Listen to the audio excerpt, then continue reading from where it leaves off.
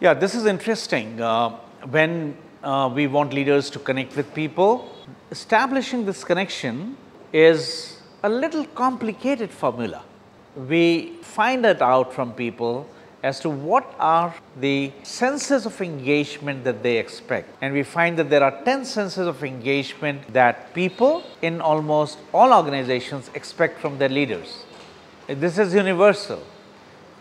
If you think about you to be a person and from your management, you would expect the same senses of engagement. What are these? The first sense of engagement is called the sense of safety. People cannot give ideas, cannot function with full capacity unless they feel safe from the leaders or their criticism, or many times in certain organizations, toxic humiliation. The second important sense is called the sense of belongingness. This is vital for people because they would deliver in an environment where they belong to, or at least they feel they belong to. The third important sense is called the sense of winning or the sense of appreciation. If you don't feel appreciated, you will naturally not be able to put in your best. And this is an important sense for people to get. After these three senses, we come to another set of three senses. And the next set of the sense is called the sense of clarity. Many times we have a fog within the organization and people are not very clear what they are expected to do, how they are expected to do, and they only find it out when the gaps are identified. They need a sense of clarity, whether goal clarity or a role clarity. And then comes what is called the sense of control. All of us, it's a human requirement to feel on top of things when you have some freedom or a sense of control. And then comes what is called the sense of support. And all people need the sense of support. So when they get that support or they get a sense of that support, they feel highly motivated and inspired. And then comes the other set of senses. These are higher level senses. These are the senses which are called sense of learning. And people want this as an important part in their life.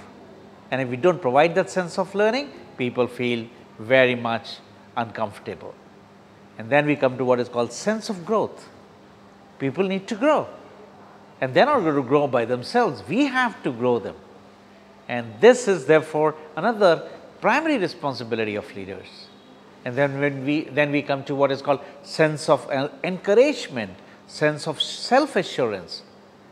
Leaders can inspire people, and many of them do, by making people feel self-assured and making people feel they can do it.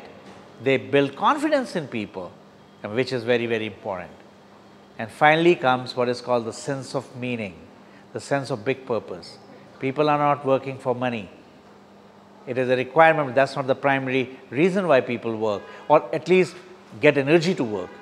People get energy to work because they are actually solving a bigger problem. They are serving a bigger purpose. That's called a higher level meaning. These 10 senses of safety, belongingness, winning, clarity, support, freedom, learning, growth, encouragement and meaning, now you combine them and you find, oh wow, we got a recipe to inspire people, to connect with people. Now the story begins. Once these senses are ensured, we can then look at them, how do we develop talent and how do we inspire talent. So as I mentioned, the customer loyalty is getting lesser, options are becoming more, the customers are becoming more demanding. In other words, if companies slip up in their delivery on anything, the customers may not pardon, unlike previous generation where customers would tolerate more. And in that situation, therefore, we have to now build sales and marketing system in the company, keeping in mind that retaining a customer is going to become even increasingly difficult.